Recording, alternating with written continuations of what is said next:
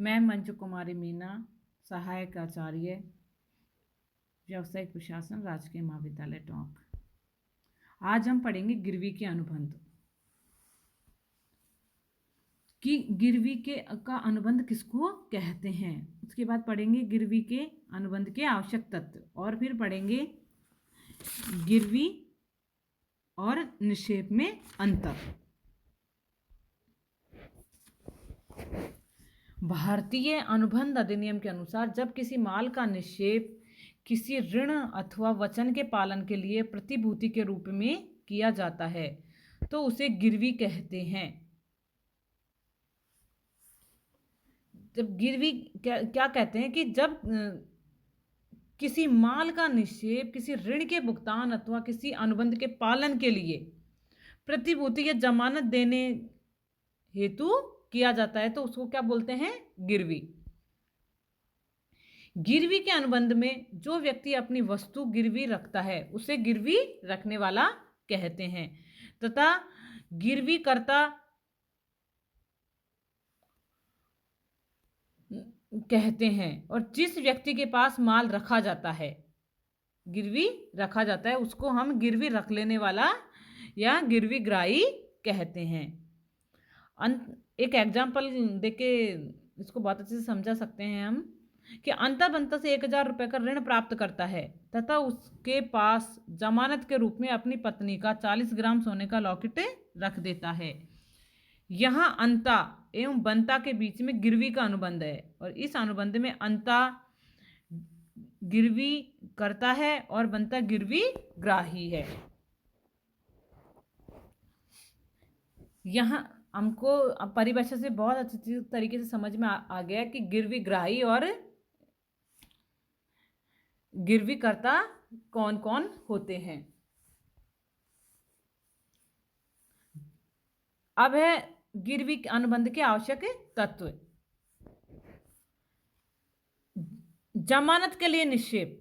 गिरवी जमानत के लिए निक्षेप होता है। यह किसी ऋण के भुगतान या वचन के पालन के लिए दी गई जमानत हेतु निक्षेप है। माल, गिरवी माल की ही हो सकती है। माल में सभी चल संपत्तियां सम्मिलित हैं, लेकिन पैसे और वाद्य योग्य दावों को छोड़ करके पैसे कभी भी गिरवी नहीं रखे जाते हैं। मुद्रा को गिरवी नहीं रख सकते हैं। अगला है विद्यमान माल। गिरवी विद्यमान माल की ही हो सकती है। यदि माल का निर्माण नहीं हुआ है अथवा उत्पादन नहीं हुआ है तो ऐसे माल को गिरवी नहीं रखा जा सकता। कहने का मतलब जो माल बना ही नहीं है तो उसको हम गिरवी कैसे रख सकते हैं। जैसे अंता एक फिल्म का निर्माण करता है जिसके लिए वह बंता को 2 करोड़ रुपए प्राप्त करता है। अंता उस धनराशि को प्राप्त करते समय कहता है कि जो ही फिल्म का निर्माण पूरा हो जाएगा फिल्म को उसके पास गिरवी रख दी जाएगी और यह गिरवी का अनुबंध नहीं होगा, क्योंकि अनुबंध करते समय माल का अस्तित्व ही नहीं है। अगला है माल के अधिकार का स्थानांतरण या माल की सुपुर्दगी। गिरवी के अनुबंध के लिए माल के अधिकार का हस्तांतरण होना अति आवश्यक है। चाहे माल के भौतिक अधिकार का हस्ताक्षर न हो, किंतु वैधानिक अधिकार का हस्तांतरण होना बहुत ही जरूरी है। माल हस्तांतरण रचनात्मक अथवा भौतिक तथा सांकेतिक रूप से भी हो सकता है। जैसे माल की बिल्टी देकर माल की वैधानिक सुपुर्दगी दी जा सकती है।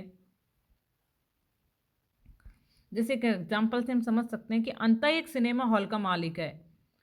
अंता अपने सिनेमा के एक प्रोजेक्ट को बैंक के पास गिरवी रख देता है और बैंक उस प्रोजेक्टर को सिनेमा हॉल में ही रहने देता है क्योंकि वह दिन प्रतिदिन में प्रयोग आ रहा है। उस प्रोजेक्टर के सभी प्रपत्र बैंक के अधिकार में कर दिए जाते हैं। यह गिरवी वैध है।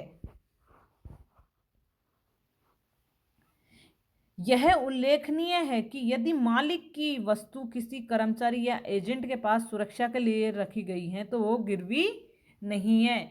इस प्रकार किसी पति के द्वारा पत्नी को सुरक्षा के लिए वस्तुएं सौंपना भी गिरवी नहीं है। इसमें अनुबंध के अंतर्गत माल के अधिकार का स्वेच्छा से हस्तांतरण होता है। इसमें माल के स्वामित्व का हस्तांतरण नहीं होता है। कहने का मतलब है माल गिरवी कर्ता का ही होता है, वो एज जमानत के रूप में गिरवी ग्राही के पास में रखा जाता है। इस गिरवी रखे जाने वाली वस्तुएं विक्रय के योग्य होनी चाहिए। कहने का मतलब जो वस्तु हम गिरवी रख रहे हैं उनका एक प्रतिफल होना बहुत ही जरूरी है। कहने का मतलब उसको बेचा जा सके। यह आवश्यक नहीं है कि गिरवी के लिए माल की सुपुर्दगी तथा धन का भुगतान एक साथ किया जाए। धन का भुगतान बाद में भी किया जा सकता है।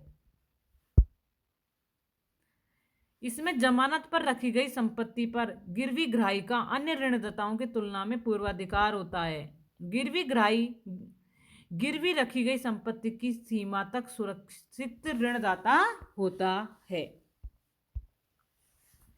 अब हम पढ़ेंगे गिरवी और निक्षेप में अंतर। पहली बात तो अर्थ के आधार पे अंतर करते हैं कि गिरवी किसी ऋण के भुगतान अथवा वचन के निष्पादन की प्रतिभूति के रूप में माल पर अधिकार दूसरे व्यक्ति को सौंपा जाता है। कहने का मतलब गिरवी में प्रतिभूति के रूप में माल पर अधिकार दूसरे व्यक्ति को सौंपा जाता है।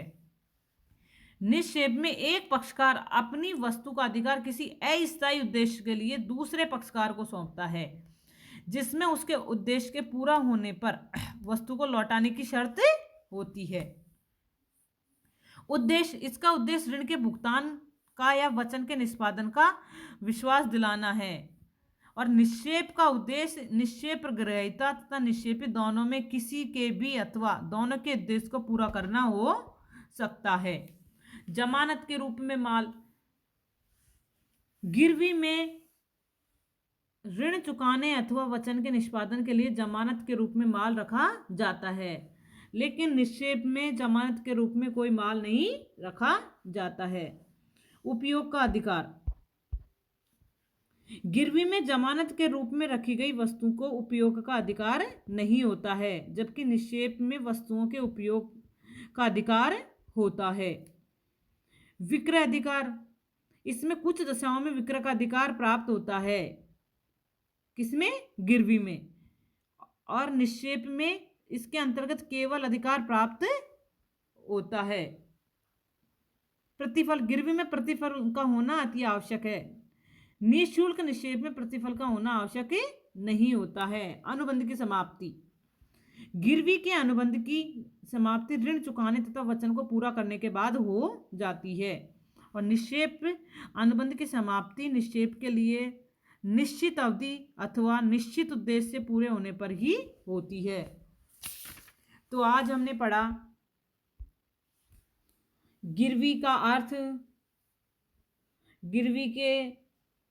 गिरवी अनुबंध के आवश्यक तत्व और गिरवी तथा निक्षेप में अंतर।